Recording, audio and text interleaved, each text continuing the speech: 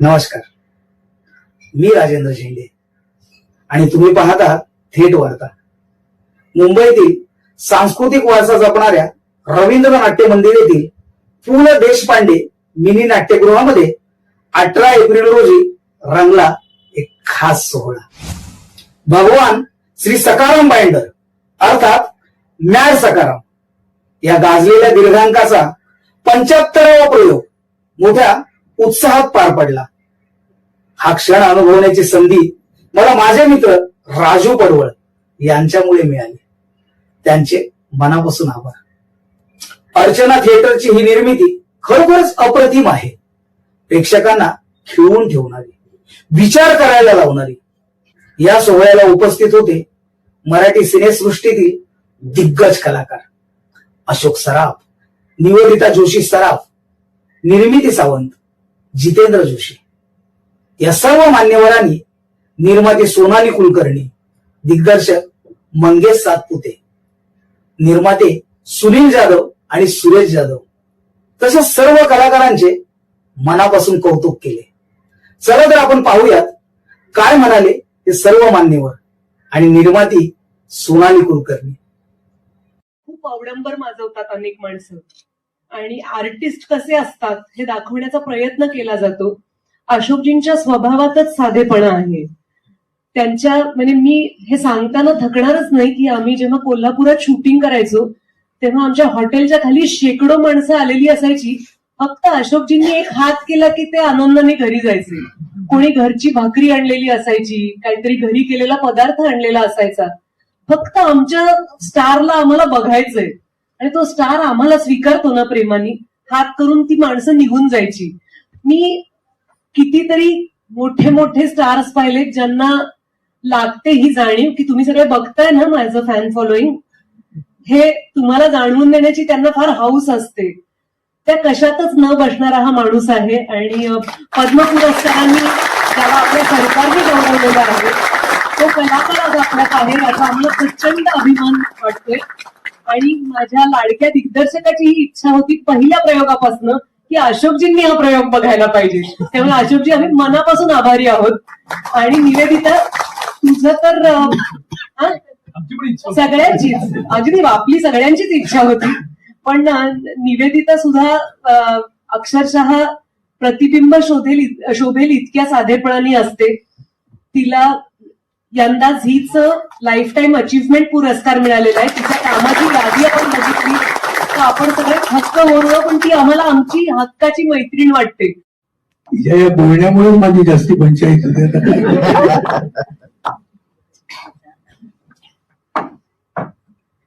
हा असा प्रकार सादर करावा ही असं वाटणं ही सगळ्यात मोठी गोष्ट आहे असं मला वाटतं.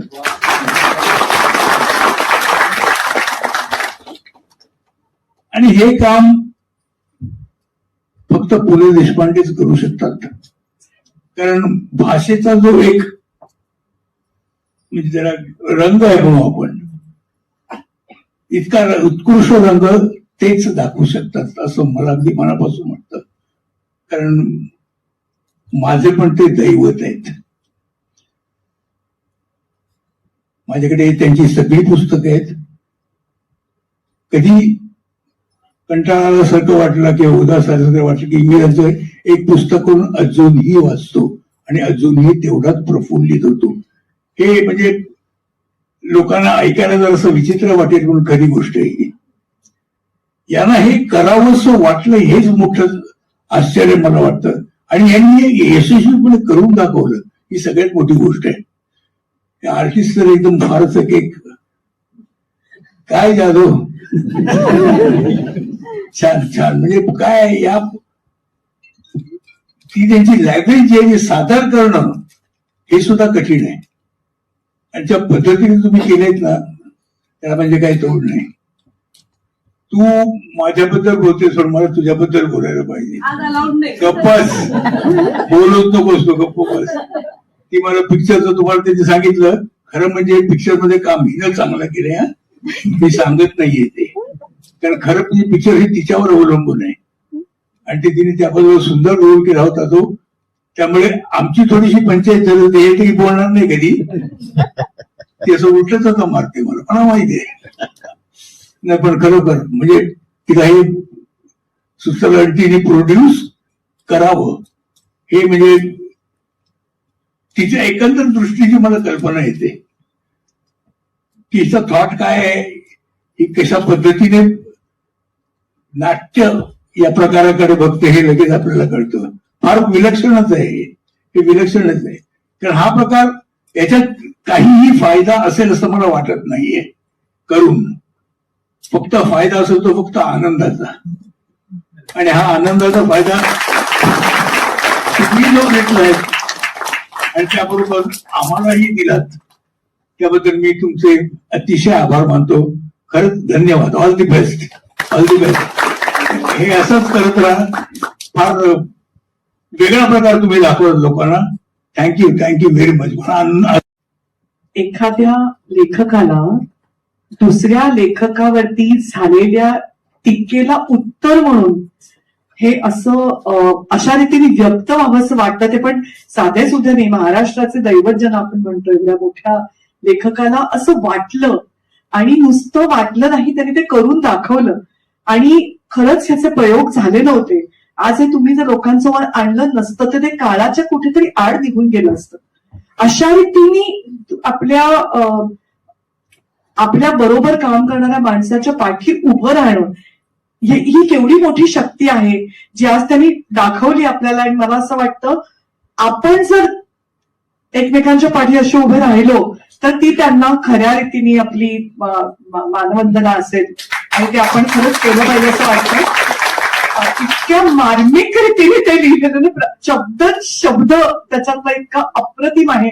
आणि त्याबरोबर ना ओरिजिनल सखाराम बाइंडर तुम्हाला आठवत येतो, the moment you see everything, आणि आपण ते असे कनेक्ट करत जातो, हे इतकं अवर्णनीय आहे.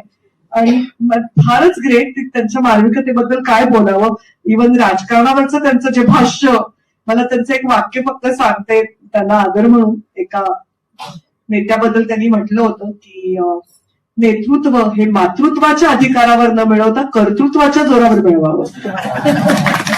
ते कोणाबद्दल म्हटलं होतं सांगायची गरज भासत नाही, पण त्यांचं प्रत्येक वाक्य आज सुद्धा तितकंच आपल्याला जवळचं वाटतं आणि अनुभवावंसं वाटतं. आणि हा जो काही तुम्ही प्रयोग केला आणि त्याला आम्हाला बोलवलंय त्याच्याबद्दल खरंच थँक्यू सो मच मंगेश.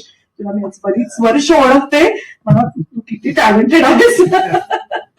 असंच करत राहा आणि खूप छान छान काम करत राहा. आम्ही सगळेच मुळात प्रायोगिक रंगभूमीवरच आलेलो आहोत, आणि मला आवडेल आता हे बघितल्यावरती एक प्रायोगिक नाटक करायला, असं मनापासून वाटतंय.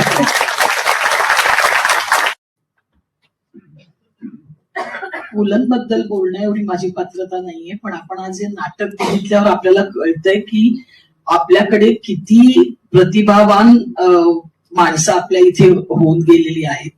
या नाटकातलं प्रत्येक वाक्य ना वाक्य आजच्या घडीला सुसंगत आहे. आज जे घडतंय ते इतक्या वर्षांपूर्वी त्यांनी लिहून ठेवलेलं होतं. म्हणजे मला प्रत्येक वाक्य ऐकताना असं संताप होत होता, भरून येत होतं, खूप काही गोष्टी होत होत्या माझ्या. मला म्हणजे पुलंबद्दल आता हे दोघेही बोलले ते ग्रेट आहेतच, पण मला या प्रयोगाबद्दल बोलायचं आहे. यांच्या हे असं नाटक होतं, मी ऐकलं होतं, बघायचं राहून गेलं होतं, पण सुनील आता माझ्या बरोबर लाडकी बहीण योजना या नाटकामध्ये काम करतोय, आणि तो मला सांगत होता की ताई तुम्हाला यायचंय. 75वा प्रयोग आहे. मी एकदम नॉस्टॅल्जिक झाले आणि त्याला विचारून घेतलं काय काय आहे ते. म्हणजे प्रायोगिक नाटकाचा 75वा प्रयोग ही कन्सेप्टच मला खूप भावली. आणि त्यातही मंगेश सातपुतेने ते नाटक डिरेक्ट केलंय. मला सांगायला किंवा आठवण करून द्यायला मंगेशला आवडेल, किंवा मंगेशला आठवतच आहे, तुम्हाला सांगेन मी. येळकोट नावाचं नाटक, प्रायोगिक नाटक आम्ही एकत्र केलं होतं. किती? 93 साली. आणि त्या प्रायोगिक नाटकाचे असे आमचे 100-150 असे प्रयोग झाले होते.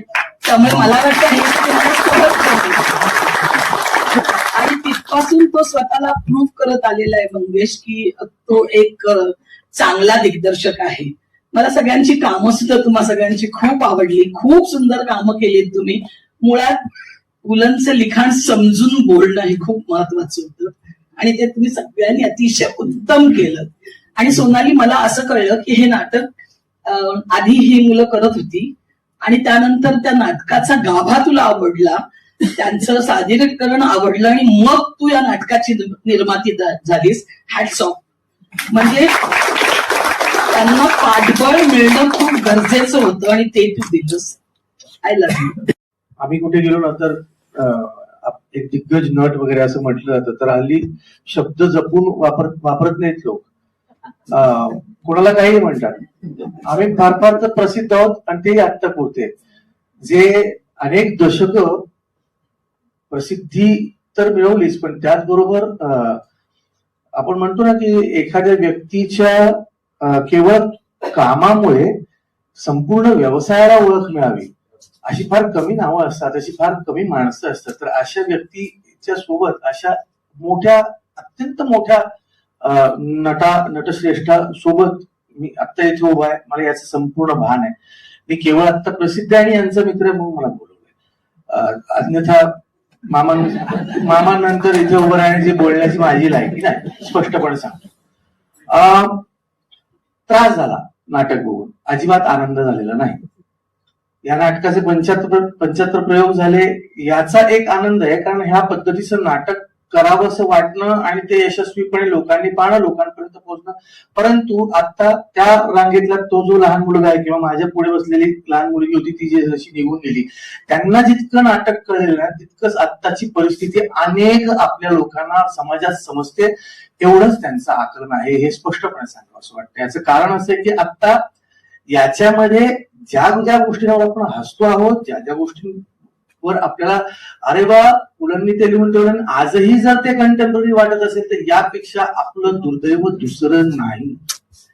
बळी तो कान पिळी वगैरे वगैरे अनेक अशा म्हणी आहेत ज्या आपल्याला आपण ऐकतो. आजच्या घडीला सुद्धा एक बुवा उठतो आणि त्या बुवाला नंतर त्याचं प्रकरण बाहेर पडतं, त्याच्यावर गाणं येतं, त्याच्यावर गाणं येतं, त्याला लाईक्स मिळतात आणि लोक म्हणतात की लोक एकमेकांना फॉरवर्ड करतात. आपण कुठे आलोय, आपण काय करतोय आपण. म्हणजे पुलंनी हे लिहून ठेवलं त्यावेळेला. सखाराम बाइंडर, माझे सुदैवाने मी सखाराम बाइंडरचा असा प्रयोग आधी नव्हता पाहिला. ते सयाजी शिंदेनी, सयादादा, सोनालीताई आणि चिन्मयताई यांनी केलेला एक प्रयोग संदेश कुलकर्णीनं बसवला होता, ते मी सीडी मध्ये पाहिलं होतं. त्यानंतर मी पुन्हा आत्ता सयादादांनी ते पुन्हा एकदा रिवाईव्ह केलं नाटक, पुनरुज्जीवित केलं, तेव्हा मी ते नाटक पाहिलं आणि मला धस्स झालं काळजात की हे या प्रकारचं लिखाण तेंडुलकर करायचे, हे जिवंतपणे सादर करणारी माणसं. आणि या नाटकाला त्यावेळेला विरोध केला, सेट पाडला, बंद पाडलं नाटक, सेट जाळला गेला. आजही आपल्याला उदाहरणं दिसतात की अनेक नाटकं बंद पाडली जातात, अनेक गोष्टी बंद पाडल्या जातात.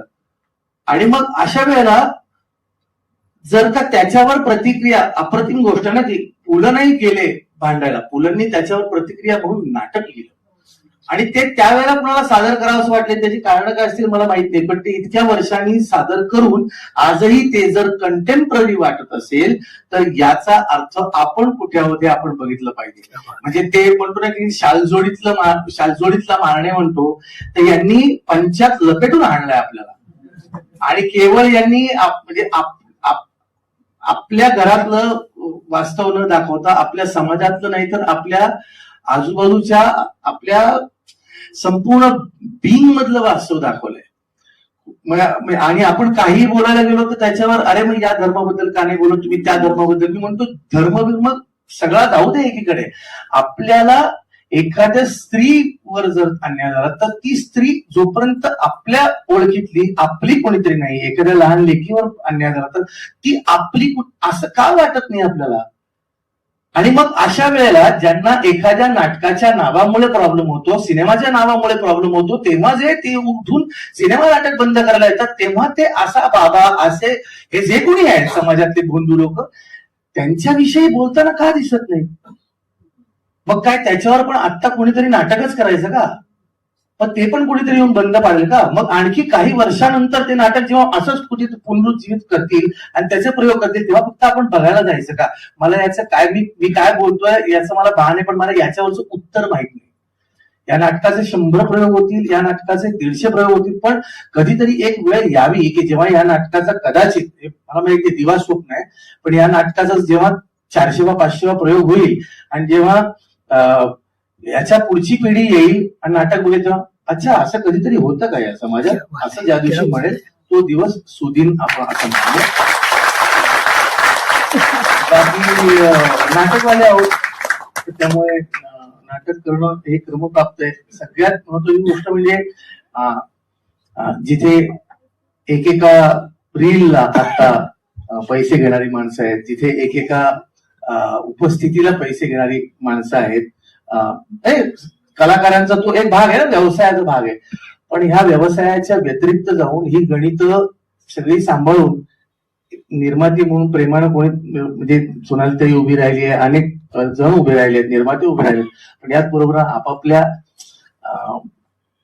इतर कामांमधनं वेळ काढून या नाटकासाठी वेळ देणं हे तुम्हाला अजूनही वाटतंय, याचा अर्थ कुठेतरी काहीतरी अजूनही जिवंत आहे. आणि तुम्ही येताय आणि तुम्ही या नाटकाविषयी आणखी लिहाल याचाच अर्थ हे जिवंत आहे. पण कधीतरी हे जुनं होऊ देत, कधीतरी हे बाद होऊ देत आणि कधीतरी असं चित्र होऊ देत की अच्छा आपल्या समाजात असं कधीतरी होतं, आज नाही. तर या होत्या मान्यवरांच्या खास प्रतिक्रिया. थेट वार्ता चॅनलच्या वतीने या संपूर्ण टीमला मनापासून शुभेच्छा. लवकरच 100 नव्हे तर 200 प्रयोग पूर्ण होत हीच मंगल कामना.